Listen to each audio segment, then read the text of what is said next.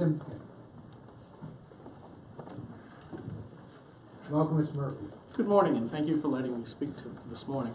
I wish to take a little bit of a different tact than what all of the previous testimony givers. I wish to take a different tact than what the other people giving testimony have done so far.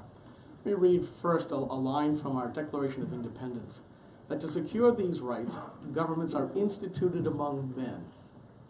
In other words, the primary purpose of government is to secure our liberties and our freedoms.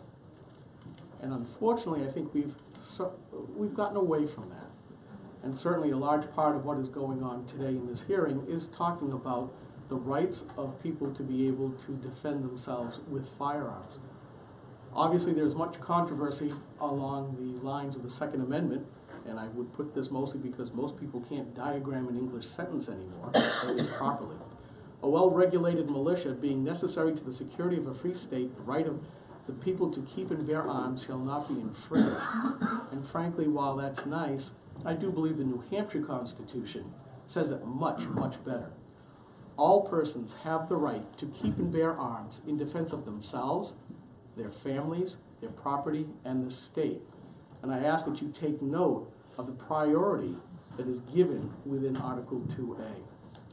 I'm a software engineer, and there's this thing called elegant code.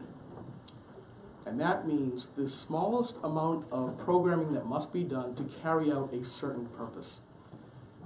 Not a word more, not a word less. It does what it's supposed to do, does it quickly, fast, and cheap, often as a result of much thought and preparation.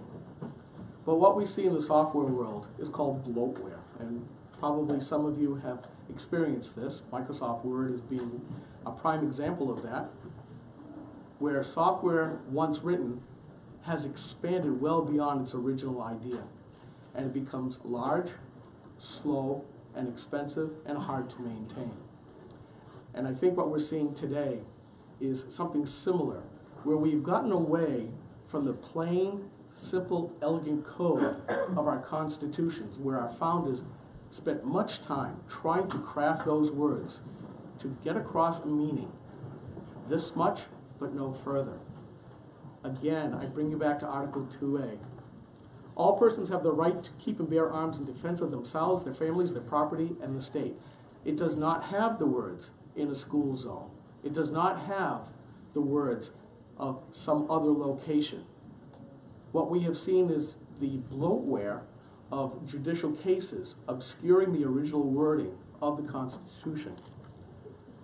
Since I'm about to run out of time, I won't be able to read some of the quotes that I have gathered over the years from various New Hampshire state representatives who basically have said, we don't have to deal with the Constitution. I ask that you review this, and I thank you very much for the time.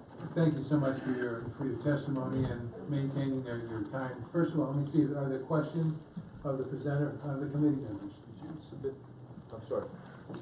Yes, Representative Long. Thank you. Did you submit something in writing? I have not, Okay.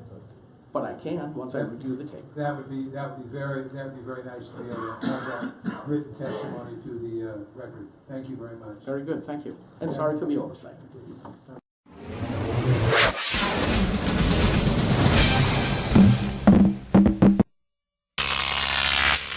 Grok TV.